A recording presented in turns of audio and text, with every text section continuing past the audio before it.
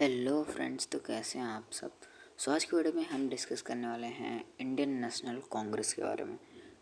INC की हम complete history देखने वाले हैं और सारी चीज़ों को मैंने यहाँ पे इजी लैंग्वेज में लिख दिया है जिससे कि आपको भी समझ में आ जाए।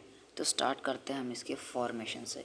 तो इसकी फॉर्मेशन हुई थी 1885 में आपको बहुत सारे लोगों को पता भी होगा इसकी फॉर्मेशन कब हुई थी। तो बेसिकली जो प्रॉपर डेट थी वो 28 दिसंबर थी 1885 में बॉम्बे से में इसकी फॉर्मेशन हुई थी।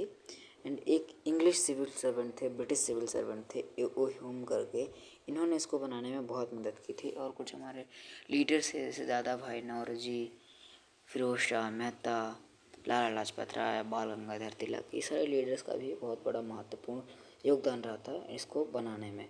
एंड फर्स्ट प्रेसिडेंट कौन बने थे? वोमेश चंद्र बनर्जी। अब हम कुछ इसके अर्ली ऑब्जेक्टिव्स देखते हैं। तो बेसिकली अर्ली ऑब्जेक्टिव था कि ब्रिटिश गवर्नमेंट को इंडियंस की ग्रीवेंसेस को बताना, इंडियंस की क्या चाहते हैं, इंडियंस क्या उनकी नीड्स है, किस टाइप में वो हैप्पी रह सकते हैं, समझौते के साथ रह सकते हैं, पीस के साथ रह सकते हैं। बेसिकली ये सारी चीज़ें ब्रिटिश गवर्नमेंट को बताना फर्स्ट एम था। एंड एजुकेटेड इंडियंस, जो इंडियंस पढ़े लिखे थे, उनको एक पॉलिटिकल प्लेटफॉर्म देना। एंड जो मॉडरेट मेथड से इनिशियली कांग्रेस नहीं अपनाया, जैसे प्रेयर्स करवाना, पिटिशंस फाइल करना, किसी भी पॉलिसीज़ के अगेंस्ट में कोई चीज़ पूछने के लिए ब्रिटिश गवर्नमेंट से, एंड पीसफुली मीटिंग्स करना शुरू कर दिया इनिशियली। अब हम समझते हैं मॉडरेट फेज, जो कि 1885 से लेके 1905 तक था। अब इस पर कुछ मॉडरेट लीडर्स अगर मैं आपको बताऊं तो दादा भाई नौरोजी, गोपाल कृष्ण गोखले और फिरोज शाह मेहता थे।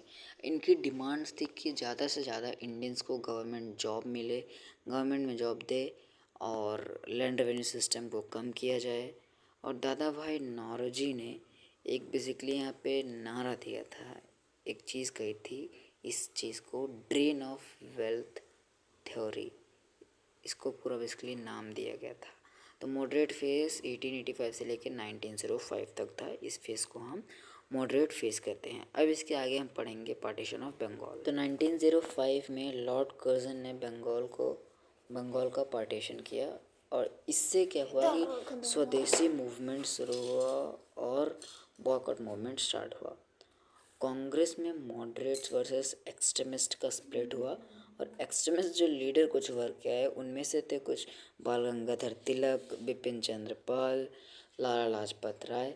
ये सारे एक्सट्रीमिस्ट लीडर्स थे जो कि 1905 के बाद पार्टीशन ऑफ बंगाल के बाद सामने आए।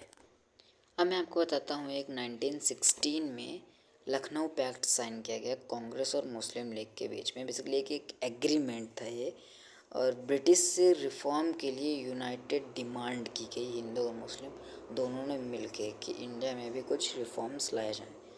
एंड देन इसके बाद फिर गांधीयन एरा शुरू हुआ। गांधीयन एरा में जलियांवाला बाग मास्कर के बाद 1919 में जो हुआ था, गांधी जी ने कांग्रेस की लीडरशिप ली। अब देखते हैं कुछ major movement under Indian National Congress. तो नॉन कोऑपरेशन मूवमेंट चला था 1920 से लेकर 1922 तक। फिर सिविल डिसोबीडियंस मूवमेंट हुआ 1930 से लेकर 1934 तक।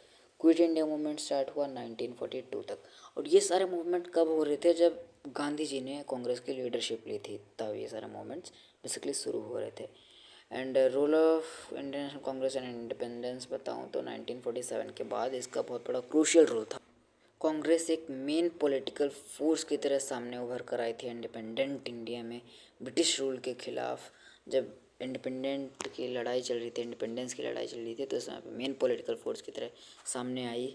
और लीडर्स जैसे कि गांधी जी, नेहरू जी, पटेल जी, सुभाष चंद्र बोस जी, इन्होंने की रोल प्ले किया बेसिकली इन सारी चीज़ों में। फाइनली 15 अगस्त 1947 को इंडिया का इंडिपेंडेंस मिल गई। पोस्ट इंडिपेंडेंस रोल देखूँ तो ये एक डोमिनेंट पॉलिटिकल पार्टी बन गई थी इंडिया के अंदर, Indian National Congress. First prime minister Jawaharlal Nehru ji को बनाया गया था, कांग्रेस से थे वो। एंड इसने इंडिया को मैनी डिकेड्स तक रूल किया इस पॉलिटिकल पार्टी ने।